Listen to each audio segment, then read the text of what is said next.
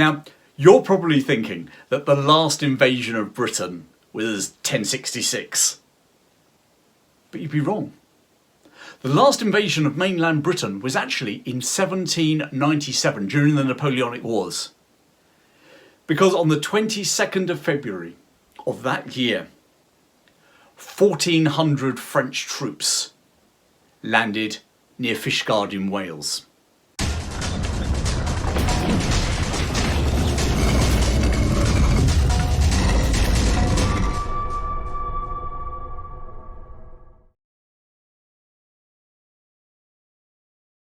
As I said, this was the Napoleonic Wars. The French were fighting the British. And the French had this great idea that they would support a rebellion in Ireland. Ireland and Britain had always had a pretty checkered history. And the Irish were desperate to rebel. And there was a group of revolutionaries called the United Irishmen who were inspired not just to have independence from Britain, but they were really inspired by the French revolutionary ideals. And they were led by a man called Wolfe Tone.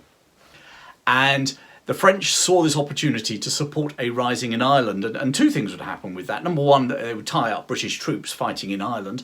Number two, it could be successful, in which case they now had a base to the west of Britain to launch attacks on Britain. So you had France on one side, Ireland on the other. What a great strategic position for Napoleon Bonaparte to be in.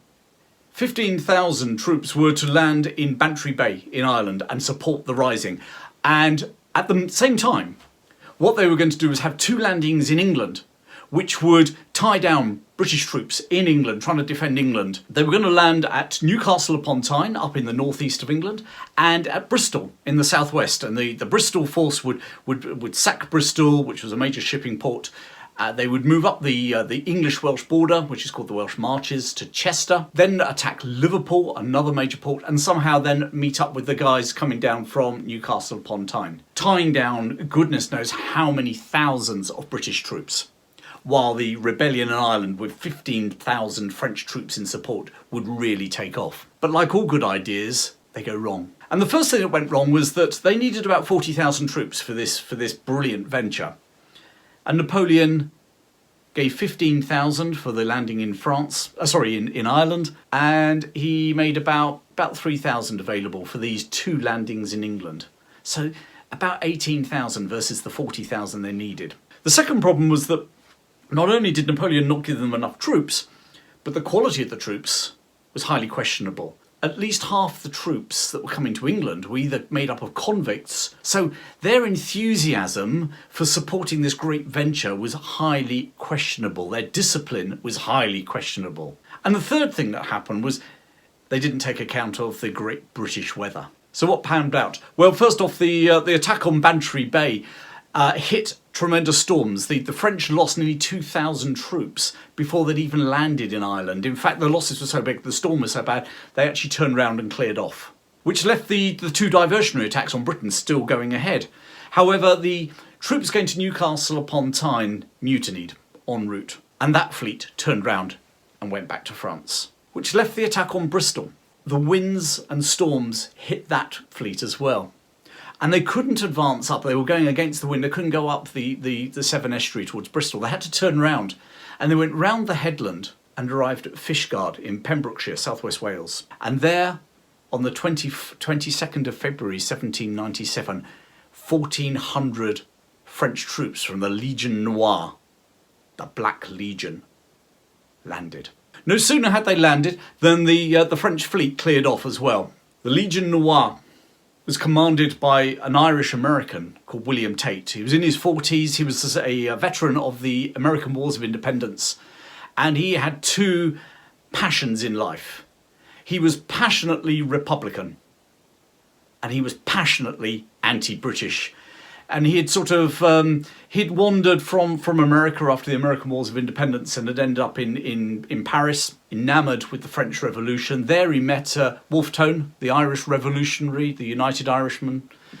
And of course his Irish heritage kicked in, and he was really up for supporting this rebellion in Ireland by any means possible. So he was the perfect man to be put in charge of the Black Legion, the Legion Noire, so called because of their black uniforms. Anyway, there they were on a peninsula outside of Fishguard. Local farms were deserted. People had done a runner. People were gathering in Fishguard. The local militia were trying to get as many people together as possible to fight the invasion. Word went out for reinforcements. Tate, he made a fatal error. He told his troops they needed to live off the land. They needed to basically go and pillage for their food. Well, remember, half his troops are convicts. This was like manna from heaven. To actually being told that officially you could go off and pillage was just like what they wanted. Unfortunately, one of the things they found was a couple of weeks beforehand, a Portuguese ship carrying wine, a shipload of Portuguese wine, had been shipwrecked locally.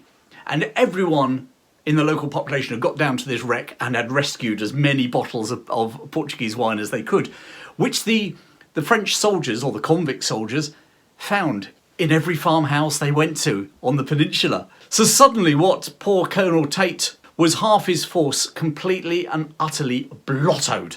Meanwhile, the locals, who he'd been told the local Welsh were really anti-English, they would rise in republican fervour, they weren't. In fact, they were arming themselves, they were gathering in Fishguard. There was one woman, Jemima Nichols, a 47-year-old local woman. She came out armed with a pitchfork and actually captured 12 of the French soldiers with her pitchfork. This mad woman. I mean, I don't know how big she was, but you got this sort of Hattie Jake sort of character in my mind with a pitchfork. And anyway, she captured 12 of them and marched them back to Fishguard. John Campbell, Baron Corder, commander of the Pembrokeshire Yeomanry, gathered his force and marched towards Fishguard. So we had this situation where we had Baron Corder with his militia and some armed farmers versus a 3 times bigger force of the Legion Noire, half of whom were pie-eyed and totally incapable of any sort of fighting. And Corder basically sent a message saying, you know, we've got a strong army, blatantly untrue, coming towards you. Tate saw a whole lot of redcoats coming in the distance. Red tunics, black tall hats. He knew the game was up. And just 24 hours after they'd landed, William Tate surrendered. What was great was, of course, Corder had totally bluffed. He did not have a big force. He had about 500 men versus Tate's supposed 1,400. The redcoats that Tate had seen coming on the horizon weren't quite what he thought they were.